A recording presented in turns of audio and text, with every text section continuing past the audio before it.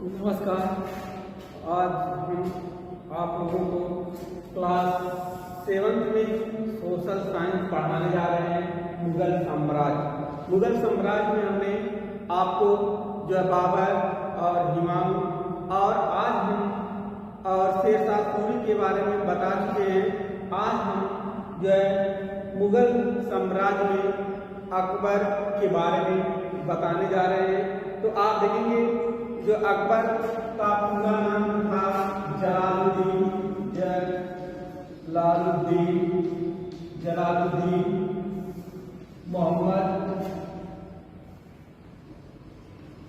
मोहम्मद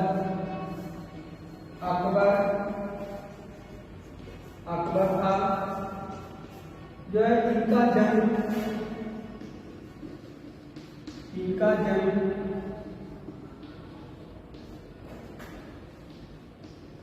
अमरकोट के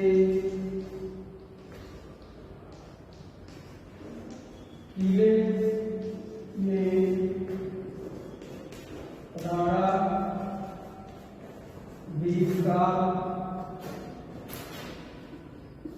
राणा भीष्मसाल महल में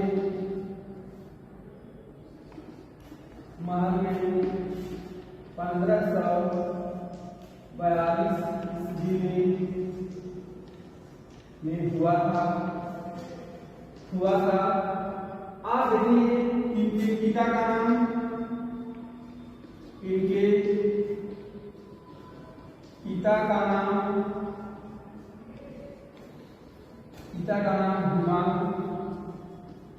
हुमायूं एवं माता का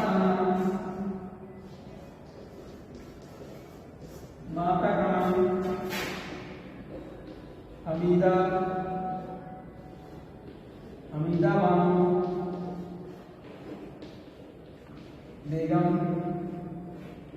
बेगम। आप देखेंगे जो यह अकबर थे, इनका जो अकबर जो थे यह हुमायूं के पुत्र थे।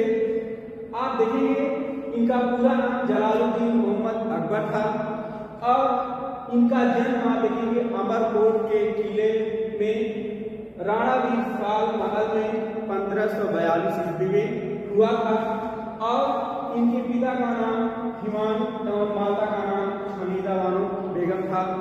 और आप देखेंगे अकबर जो है बचपन से ही बहुत प्रतिभाशाली थे और वह हमेशा युद्ध में रुचि रखते थे। और आप देखेंगे उसने अपने जीवन काल में बहुत ही अच्छे ढंग से शासन प्रशासन करने का जो है उनके अंतर्गत गुण थे। और आप देखेंगे जो हुमायूं की मृत्यु के बाद 1556 ईस्वी में जब हुमायूं की मृत्यु हो जाती है तो उस समय आप देखेंगे जो अकबर थे वह 13 वर्ष के थे, मात्र 13 वर्ष की अवस्था में थे। और उनका जो आप देखेंगे जो है कलानौर में जो उनका राज्याभिषेक 1556 ईस्वी में कराया जाता है और इस तरह से उसने गद्दी को प्राप्त किए कलानौर में। आप देखेंगे इस तरह से उनके संरक्षण के लिए जो है क्योंकि अभी उनकी अवस्था जो है 13 वर्ष की थी, इस कारण से आप देखेंगे 1556 से लेकर 1560 तक जो है बैरम खां के संरक्षण में इन्होंने जो है अपने प्रशासनिक गतिविधियों को चलाने का प्रयास करते हैं। और आप देखेंगे इन्हीं के जो शासनकाल में आप देखेंगे जो शासन व्यवस्था जो थी जो है अब धीरे धीरे चल रही थी। अकबर जो है 13 वर्ष की अवस्था में अपना शासन संभालने लगे और बैरम खां के संरक्षण में। तो इस तरह से आप देखेंगे तो इनका जो पहला युद्ध होता है पानीपत का द्वितीय युद्ध। आप देखेंगे जो पानीपत का द्वितीय युद्ध जो आप देखेंगे यह जो है 1556 ईस्वी में यह युद्ध शुरू होता है। कब होता है? 1556 ईस्वी में और आप देखेंगे यहाँ पर जो 1556 ईस्वी में अकबर और हेमू के बीच होता है। अकबर और हेमू के बीच आप देखेंगे जो हेमू के बीच जो है युद्ध लड़ा जाता है अकबर और हेमू के बीच। यहाँ पे आप देखेंगे जो अकबर की तरफ से जो है जो मुगलों की तरफ से संचालन कर रहे थे बैरम खान, और आप देखेंगे इसके बाद हेमू जो है जो अफगानों की तरफ से संचालन कर रहे थे। अब आप देखेंगे इन दोनों में युद्ध शुरू हो जाता है। पानीपत के मैदान में द्वितीय विश्व युद्ध 1556 ईस्वी में हो जाता है। और आप देखेंगे कि यह इतना संघर्षी युद्ध था कि आप देखेंगे जो है अकबर की सेना पूर्ण रूप से जो है पराजित होने वाली ही थी कि जो हेमू के आंख में जो है एक तीर लग जाती है, जिसके कारण से अब वहां पे आप देखेंगे तुरंत जो है जो शासन व्यवस्था पूर्ण रूप से पलट जाती है और फिर जो है उसकी सेना जो हेमू की सेना जो पराजित हो जाती है। और इस तरह से फिर आप देखेंगे पानीपत के द्वितीय युद्ध में जो अकबर जो बैरम खां के संरक्षण में युद्ध को जो है जीत लेता है। और आप देखेंगे इस तरह से आप अकबर का जो है आगरा और दिल्ली पर आप देखेंगे पूर्ण रूप से अधिकार हो गया। और यहीं पर आप देखेंगे जो है बैरम खां को अकबर ने जो है खान खाना की उपाधि दी और उसने बैरम खां ने यहाँ पे खान खाना की उपाधि धारण की, यह पानीपत के द्वितीय युद्ध के बाद। अब आप देखेंगे अकबर की विजयों में जो दूसरी विजय है, दूसरी विजय आती है, यह आप देखेंगे कि जो है अकबर की विजय मालवा पर विजय। आप देखेंगे कि मालवा पर विजय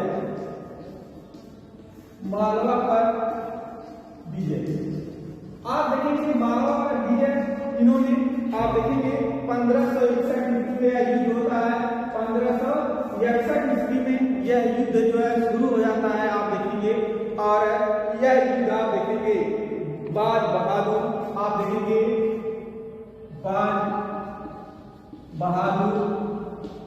बहादुर और आप देखेंगे जो है और मुगल सेना की तरफ से आप देखेंगे मुगल सेना का नेतृत्व आप देखेंगे बैरम खान आप देखेंगे जो है आजम खां का रहती जो है आजम खां। इसमें आप देखेंगे जो यहाँ पे 1561 ईस्वी में अकबर द्वारा विजय प्राप्त होती है। यहाँ पे मालवा का शासक बाज बहादुर थे। यहाँ पे मालवा का शासक कौन थे? बाज बहादुर थे।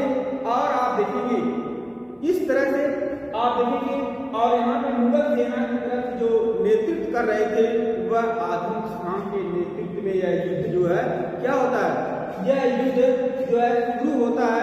और युद्ध में आप देखेंगे जो है इस तरह से मालवा में जो बाज बहादुर जो थे वह मुगलों की सेना से पराजित हो जाते हैं। और इस तरह से आप देखेंगे मालवा से जो आजम खां ने बहुत अधिक धन प्राप्त कर लिया था, जिससे वह अधिक धन प्राप्त हुआ।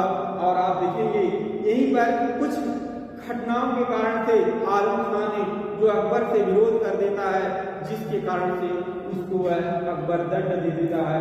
इस कारण से और उसकी आजम खां की मृत्यु भी हो जाती है।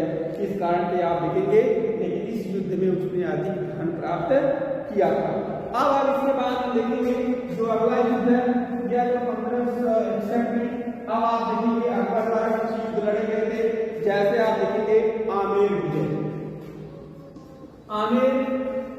विजय में आप देखेंगे यह युद्ध आप देखेंगे 1562 कब हुआ था? 1562 ईस्वी में लड़ा गया था। बिहारी मल या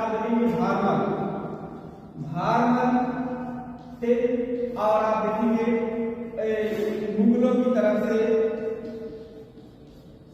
मुगलों का नेतृत्व आप देखेंगे इस समय जो है यह आमेर जो है जयपुर में पड़ता है।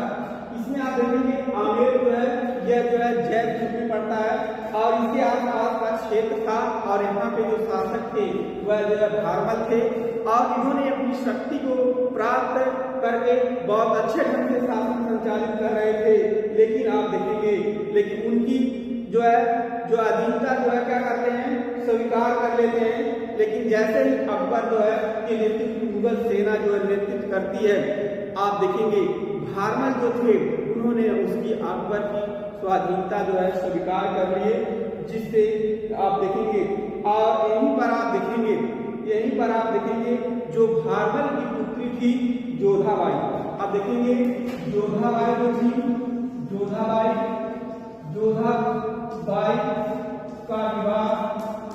का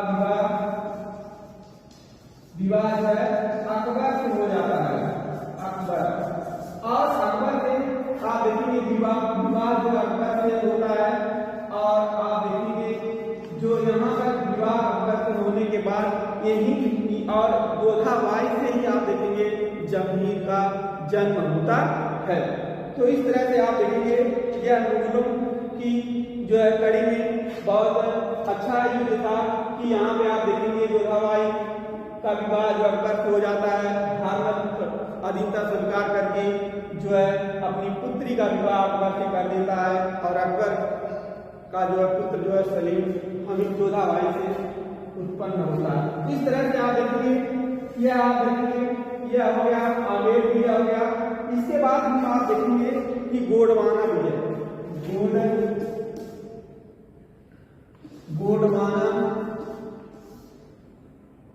गोंडवाना भी है। इसमें आप देखेंगे यह युद्ध जो है 1564 ईस्वी में कब होता है? गोंडवाना भी है। यह आप देखेंगे 1564 ईस्वी में यह विजय गोंडवाना जो है आप देखेंगे अकबर का जो विजय अभियान चलता है। यहाँ पे आप देखेंगे शासका रानी दुर्गावती थी जो यहाँ की शासका थी। यहाँ की शासका जो थी यहाँ की शासका रानी दुर्गावती थी। और आप देखेंगे यहाँ की शासका रानी जो है दुर्गावती थी और यहाँ पे जो थे जो है आसफ खां मुगलों की तरफ से आप देखेंगे मुगलों की तरफ से आसफ खां यहाँ पे देखेंगे मुगलों की तरफ से जो आसफ खां जो थे ये मुगलों की तरफ से यह युद्ध कर रहे थे। और आप देखेंगे वहां पे गोंडवाना राज्य जबलपुर से लेकर के उड़ीसा तक फैला हुआ था। जो गोंडवाना राज्य जो है यह आप देखेंगे जबलपुर से लेकर उड़ीसा तक जो है फैला हुआ राज्य था। और यहाँ की शासका जो थी रानी दुर्गावती थी और रानी दुर्गावती ने मुगलों की तरफ से आसफ खां को नेतृत्व में उतारा। अरे नहीं, इसमें आप देखेंगे जो रानी दुर्गावती थी या मुगलों के शासक आसफ खां से जो है युद्ध यहाँ पे संचालन कर रहे थे। तो यहाँ पे युद्ध होता है लेकिन इस युद्ध में आप देखेंगे रानी दुर्गावती जो है पराजित हो जाती हैं और इसके बाद पराजित होने के बाद में मारी गई और अकबर ने इस राज्य को उसी वंशज के आप देखेंगे जो है चंद्रशाह को जो है सौंप देते हैं और फिर वह वहां से वापस चले जाते हैं। इस तरह से आप देखेंगे यह भी युद्ध जो था यह युद्ध जो है गोंडवाना के विजय के नाम से जाना जाता है। अकबर ने भली भांति इसको अपने कब्जे में कर लिया था लेकिन फिर भी यहाँ पे उन्होंने अपने स्वभाव के कारण वहाँ के शासक चंद्रशाह को वापस दे देते हैं। इसके बाद हम देखेंगे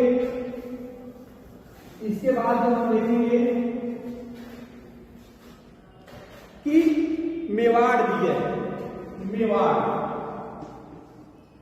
मेवाड़ विजय में आप देखिए यह आप देखेंगे मेवाड़ की विजय जो होती है मेवाड़ विजय अकबर के द्वारा आप देखेंगे 1568 ईस्वी में यह युद्ध जो है शुरू होता है। और यहाँ के शासक जो थे राणा विजय सिंह उदय सिंह। राणा उदय सिंह यहाँ के शासक थे और आप देखेंगे जो मुगलों की तरफ से सेना का संचालन कर रहे थे अकबर, और मुगलों की सेना का संचालन